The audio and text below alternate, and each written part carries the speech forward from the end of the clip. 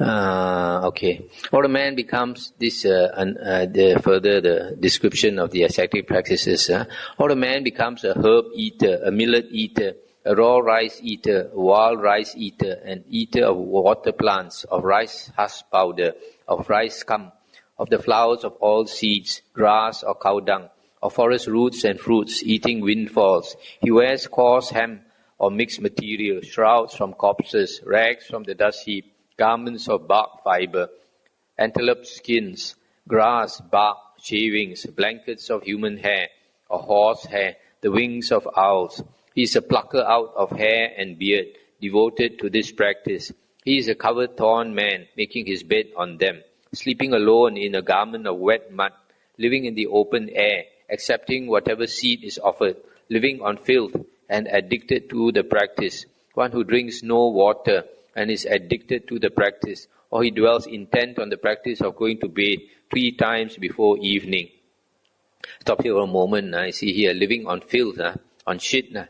The Buddha also practiced. At one time, the Buddha said he was eating cow shit. You follow the cows. You eat dry cow dung. You eat wet cow dung. And eventually, he even ate his own shit. Kassapa, a practicer of self-mortification, may do all these things, but if his morality and his mind and his wisdom are not developed and brought to realization, then indeed he is still far from being a samana or a brahmana. Stop here for a moment. During the Buddha's days, renunciants were either called samana or brahmana. If they came from the Brahmin caste, they are called brahmana. If they came from the other 3 castes, they are called samana.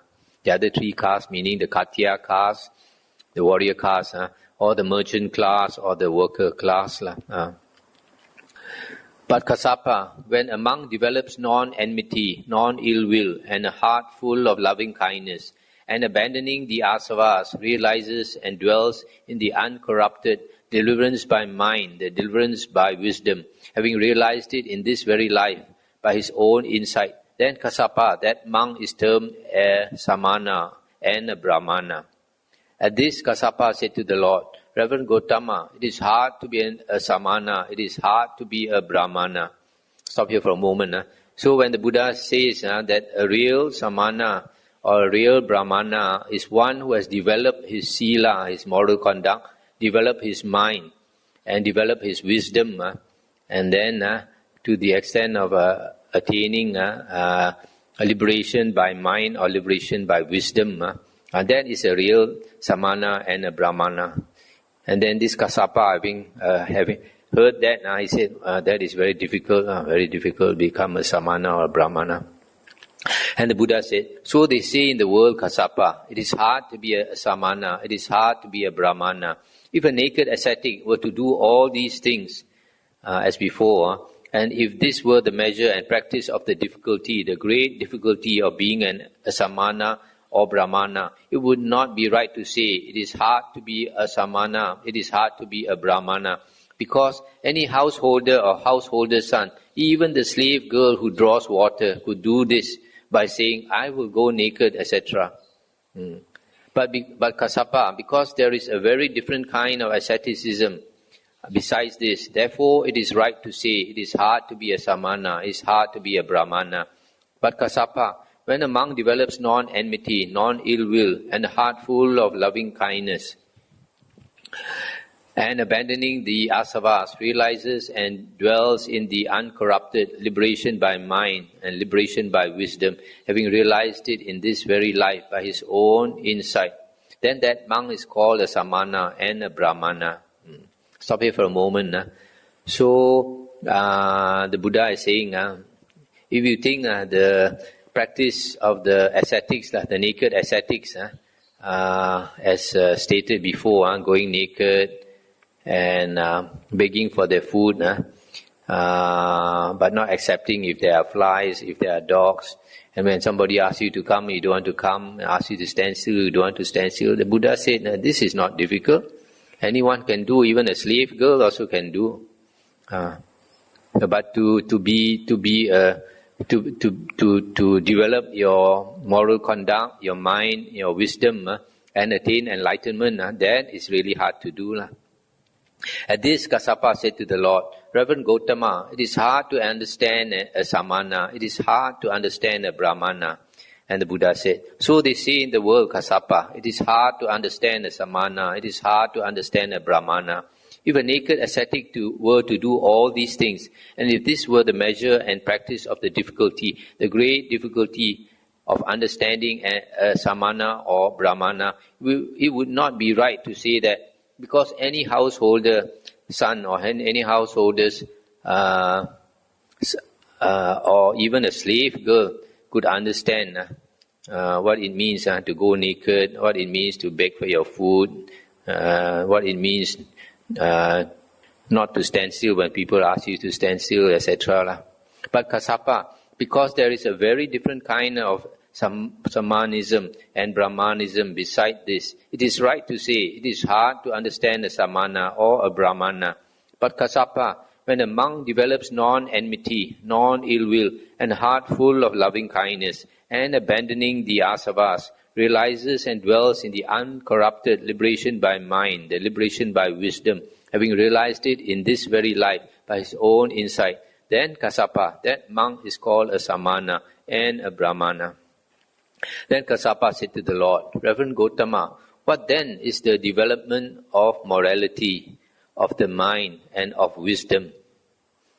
So here, after the Buddha explains to him that the real practice of a Samana and a Brahmana is to get rid of ill will, to get rid of enmity, and to develop loving kindness and abandon the asavas and attain enlightenment, then he asked the Buddha to explain how to practice all of this. Then the Buddha said, Kassapa, a Tathagata arises in the world, an Arahant, Sammasambuddha, endowed with wisdom and conduct, well-farer, knower of the worlds, incomparable trainer of men to be tamed, teacher of gods and humans, enlightened and blessed. He, having realized it by his own super-knowledge, proclaims this world with its devas, maras and brahmas, its princes and people. He preaches the Dhamma, which is lovely in its beginning, lovely in its middle, lovely in its ending, in the spirit and in the letter, and displays the fully perfected and purified holy life. A disciple goes forth and practices the moralities.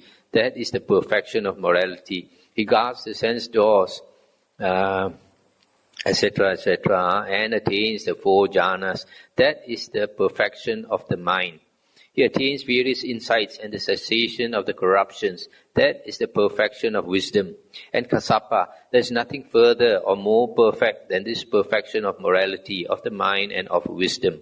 Stop here for a moment. So you see the Buddha's Sammasambuddha. Before I came to Buddhism, I was studying Hinduism for 4 years. And I found some of these Hindu saints are very inspiring. But what I noticed when I came to Buddhism was the Sammasambuddha's explanation is so detailed, so clear compared to the other sages. So you see here, when the Kassapa asked him to explain the development of morality, of the mind and of wisdom, the Buddha explains it so clearly. Development of morality, all those moral practices that we went through in Sutta Digha Nikaya number 2, the verses 41 to 63. If you recall, the Buddha is talking about the 7 precepts, the 10 precepts, not to practice the shaman practices, not to make predictions, all the different types of wrong livelihood, not to do that. That is the perfection of morality. And then the perfection of the mind is the charana, the practice, the other practices under charana, after the 4 jhanas, practicing mindfulness and sati sampajanya, contentment, and all that. And finally attaining the 4 jhanas, culminating in the 4 jhanas. When a person attains the 4 jhanas, and the mind is fully developed, that's called the perfection of the mind. And then after that, he uses the Having attained the 4 jhanas, the Buddha says the mind is malleable, pliant and wieldy. You can use it to attain the various insights. So when he directs it to the various insights, then he gets the various insights under Vijja, which we went through in Sutta number 2. The various psychic powers, finally the destruction of the asavas, meaning liberation, and that is the perfection of wisdom. When a person becomes fully liberated, here sometimes the Buddha calls it liberation by mind, liberation by wisdom, and that is the perfection of wisdom. There is nothing more perfect than this perfection of morality of the mind and of wisdom.